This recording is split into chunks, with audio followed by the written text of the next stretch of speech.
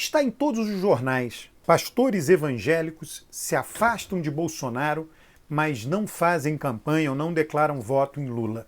Entenda por que isso está acontecendo. Mas antes, inscreva-se no canal, comente algum vídeo, veja algum vídeo do passado e traga mais gente para esse canal, que é um canal de análise política que te ajuda a entender o que está acontecendo. Não quero aqui ficar fazendo propaganda desse ou daquele candidato ou tentar persuadir você disso ou daquilo. A coisa bacana de você entender o que está acontecendo, você entender o que causa o quê, é que isso passa a lhe exigir mais responsabilidade, ou, né, melhor dizendo, né, todos podem cobrar mais responsabilidade de todos, porque você está dizendo, olha, você está sabendo que isso causa aquilo, por que você fez desse jeito? Bom, vamos lá. Na eleição passada, muitos argumentaram, né, que Bolsonaro foi eleito por causa do apoio evangélico, né, dos pastores evangélicos. Eu sou uma pessoa que trato muito, minha especialidade é opinião pública, estou sempre olhando a sociedade em primeiro lugar, os representantes em segundo lugar. Os representantes representam a sociedade. Se em 2018 os pastores apoiaram Bolsonaro, o que aconteceu? Antes o seu rebanho já tinha ido para Bolsonaro. E por que o seu rebanho já tinha ido para Bolsonaro? Porque o governo Dilma piorou muito a vida dos pobres no Brasil. Piorou muito a vida de todo mundo no Brasil. Durante o governo Dilma, vale lembrar, Dilma, antes do impeachment, ela ficou durante 12 meses com avaliação muito ruim. A avaliação de Dilma por 12 meses, os 12 meses que antecederam o impeachment, foi da ordem, na média, 11% de ótimo e bom, muito baixo, muito baixo. Isso significa que todos sentiram, 90% da sociedade brasileira, 80% se você quiser, 70%, é muita gente, sentiu uma piora da sua vida financeira e econômica, né, vida familiar, vida individual, durante o governo Dilma. Houve inflação alta, com crescimento gritante do desemprego. Resultado, né, as pessoas passaram a avaliar negativamente Dilma, o PT e Lula. Dilma foi eleita, vale lembrar, com Lula dizendo para o eleitorado que ela manteria o ritmo de melhoria de vida que ele, Lula, foi capaz de prover em seus 8 anos de governo. Então os dois estiveram, sei lá, né, de certa maneira, a sua imagem intimamente ligados. Mesmo o partido, o PT sempre fez questão de enfatizar a importância do partido. Aí piora a vida de todo mundo. Quando piora a vida de todo mundo, em particular dos mais pobres, né, digamos assim, a esquerda, né, num país com esse enorme contingente de pessoas de baixa renda, excluídos, né? O maior erro de um governo de esquerda é permitir que a vida dos mais pobres piore, e aí você tem esses mais pobres no mundo evangélico, né? Essas pessoas abandonam, né, aquela preferência e começam a procurar um outro candidato, né? E ali acharam um candidato antissistema. Por que evangélicos, né? E aí tem uma outra, os evangélicos tendem a ser mais religiosos. O que é religiosidade? Né? Religiosidade é permitir ou aceitar ou querer a religião mais presente na sua vida.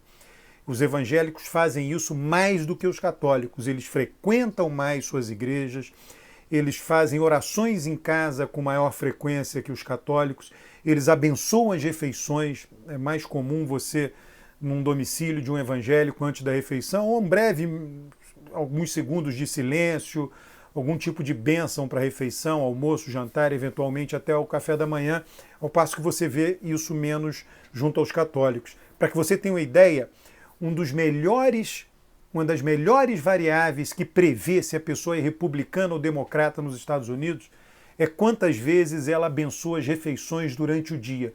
Quanto mais vezes a pessoa nos Estados Unidos abençoa uma refeição, maior a probabilidade dela ser republicana. E aquela pessoa que não abençoa nenhuma vez as suas refeições nos Estados Unidos, essa pessoa provavelmente tem preferência pelo Partido Democrata. Algo semelhante acontece no Brasil. Então pense bem, a vida da população economicamente piorou e as pessoas mais conservadoras são mais religiosas, as pessoas mais religiosas são mais conservadoras. O que causa o quê? Para mim não interessa. De repente a pessoa é mais conservadora e passou a frequentar mais a igreja, ou a pessoa passou a frequentar mais a igreja e se tornou mais conservadora. O que significa ser mais conservadora ou frequentar a igreja?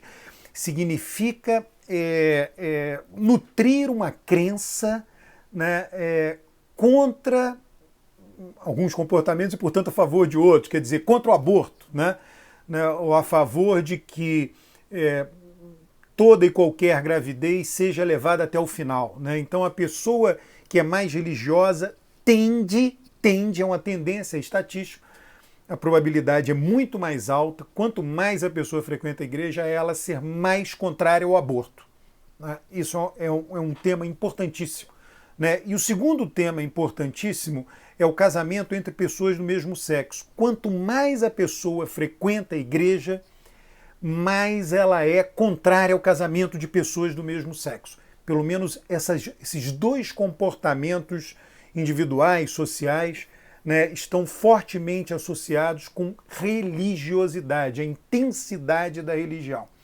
Né? De novo, você sabe se a pessoa é mais ou menos religiosa pela quantidade de vezes que ela frequenta a igreja dentro de um mês, pela quantidade de vezes que ela abençoa as refeições, faz orações em casa. Você pode fazer uma pergunta simples: se Deus guia a sua vida, se Deus é importante na sua vida, totalmente importante, muito importante, um pouco importante, nada importante. Então, as pessoas que respondem totalmente ou muito importante tendem a ser mais conservadoras. Então, a vida piora, a vida econômica piora, né? Essas pessoas são mais conservadoras. Aparece um candidato que é contra o sistema, Bolsonaro, né, que não estava associado a nenhum governo anterior, PSDB, PT, etc., PMDB, e ele se posiciona claramente contra o aborto e contra o casamento de pessoas do mesmo sexo. Então as pessoas mais conservadoras vão votar nele, né? Esse discurso conservador dos costumes serve de chamariz dado pano de fundo. Sem esse pano de fundo fica mais difícil. Agora, veja o que está acontecendo. Então, o rebanho evangélico, né, os fiéis evangélicos, já vinham se decidindo por Bolsonaro. Aí, na beira da eleição, os líderes evangélicos disseram: vamos votar em Bolsonaro, e dão como justificativa os costumes, né? Agora, o que está acontecendo? O rebanho evangélico está sofrendo muito as agruras econômicas propiciadas pelo governo Bolsonaro. E, portanto, ele diz: olha, eu sei que ele é conservador dos costumes, mas eu agora, né, não estou muito preocupado com isso, não. Agora eu quero melhorar a minha vida. E aí olha para Lula e diz: no governo dele, minha vida era melhor do ponto de vista econômico, vou votar nele. E o pastor sabe disso, o pastor está lá na igreja, né?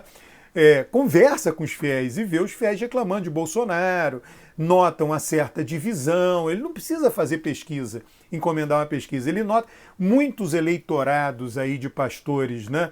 Muitos fiéis, muitos rebanhos aí de vários pastores, provavelmente a grande maioria declara voto em Lula. Aí os pastores dizem o seguinte: olha, eu vou ficar quieto. Inclusive está longe da eleição. Não significa que lá na eleição esses que estão declarando que agora vão ficar quietos não venham a se declarar favoráveis a Lula. Vejam as pesquisas. As pesquisas, na época da eleição presidencial de 2018, davam, antes do apoio ostensivo dos pastores, davam que os evangélicos votariam, em sua maioria, em Bolsonaro. Os pastores foram lá e seguiram o seu rebanho. Agora, né, os evangélicos estão divididos, né, pelas pesquisas nacionais. Metade vota em Bolsonaro, metade em Lula. Às vezes Bolsonaro está um pouquinho na frente, às vezes Lula está um pouquinho na frente. Os pastores fazem o quê? Eu fico quieto, não apoio nenhum nem outro. Ele não quer perder fiel, não quer perder público na sua igreja, né? Então, basicamente, é o que está acontecendo. As pessoas têm uma visão estereotipada e negativa do povo, né? E consideram o povo ingênuo e facilmente ludibriado por seus líderes, pelas pessoas que ele gosta, né? Então, vai lá um pastor no púlpito de uma igreja, vai lá e diz: votem em tal. Não acontece assim, tá? Esse negócio de pedir voto em igreja pega mal para o pastor, porque a população separa: dai a César o que é de César, governo, dai a Deus o que é de Deus. As pessoas vão à igreja para ouvir falar de Deus e não dos políticos. Tá? Então, os pastores têm uma saia justa do que eles podem falar ou não. Por isso que a ligação é por meio dessas duas pautas, casamento entre pessoas do mesmo sexo e aborto. Então, basta que eles defendam isso nos cultos, nas atividades religiosas, que aí o seu fiel, quando vai para a campanha, vê o sinal que cada candidato está dando. E aí segue o sinal com relação a esses dois temas. Então é muito mais sutil do que as pessoas imaginam. Mas essas pessoas já são conservadoras, né? Um grande abraço, inscreva-se no canal, comente o vídeo, traga mais gente para esse canal que é de análise política.